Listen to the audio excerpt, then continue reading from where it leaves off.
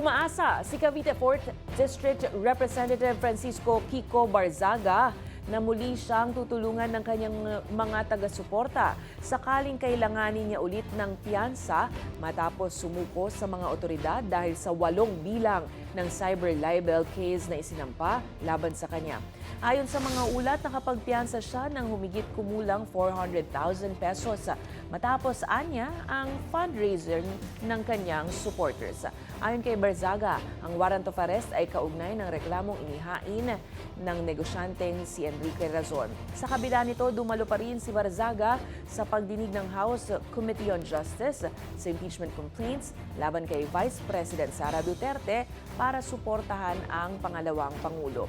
Naasahan naman niya ang kayang formal na pagbabalik sa sesyon matapos ang kanyang suspension. Nakapag-fundraising naman agad. I'd like to thank all my supporters and para sa mga hindi nakatulong sa fundraising namin po. Madami pa namang kaso and hopefully tulungan niyo ako makapagpiyansa next time. I'm only here to support Vice President Sara Duterte.